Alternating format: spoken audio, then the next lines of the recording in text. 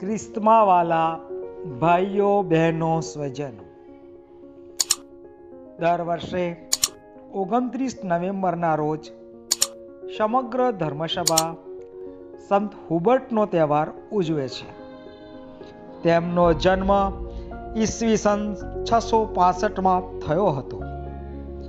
તે બાળપણથી શિકારના ઘણા શોખીન હતા. તેમણે પોતાનું આજીવિકાનું સાધન શિકારને બનાવ્યું હતું. ખાસ કરીને તે જંગલોમાં રહીને શિકાર કરીને પોતાનું જીવન પસાર કરતા હતા. તેમના લગ્ન પછી તેમની પત્ની જ્યારે બાળકને જન્મ આપવાની હતી તે સમયે તેમની પત્નીનું મૃત્યુ થઈ ગયું. તેની ઘેરી અસર તેમના જીવન પર પડી. તેમણે શિકાર કરવાનું કામ અને જંગલોમાં જવાનું ઓછું કરી દીધું. તેના કારણે તેમની આજીવિકા પર અસર પડી. જ્યારે સંત હુબર્ટ જંગલમાં જાય છે અને શિકાર પર નિશાન સાધીને જમીન પર સૂઈ જાય છે, ત્યારે તેમના કાનોમાં એક અવાજ સંભળાય છે અને તે અવાજ છે પ્રભુ ઈસુનો. તે સમજી જાય છે કે આજે તે બીજા કોઈનો નહીં, પરંતુ કોઈએ તેમના પોતાનો શિકાર કર્યો છે. આજે ઈશ્વરે તેમનો શિકાર કર્યો છે, જેથી તે તેમના વચનોને લોકો સુધી પહોંચાડે. પ્રભુના શુભ સંદેશને લોકો સુધી પહોંચાડતા તે એક નવા જીવનની શરૂઆત કરે. સંત હુબર્ટ જઈને લોકોને શુભ સંદેશ સંભળાવવા લાગ્યા. સંત હુબર્ટ તેના પછી સંત લેમ્બાર્ડની સાથે રહેવા લાગ્યા.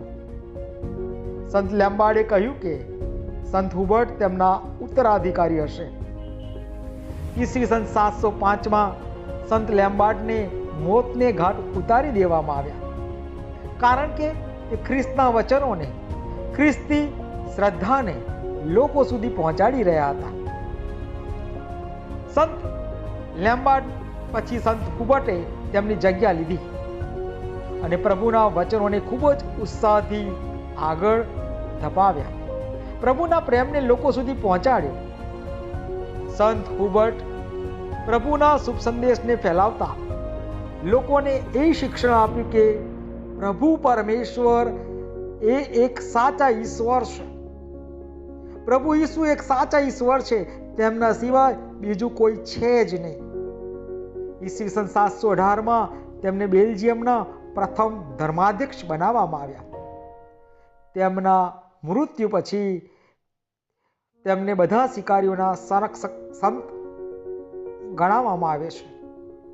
આવો ખ્રિસ્તમાં વાલા ભાઈઓ બહેનો, આજે આપણે સંતની મધ્યસ્થી પ્રાર્થના કરીએ કે આપણું જીવન પ્રભુના કાર્યો કરતા, પ્રભુના પ્રેમમાં આગળ ધપાવતા આપણે આપણી જાતને પ્રભુને સમર્પિત કરી શકીએ. જય ઈસુ. આમીન.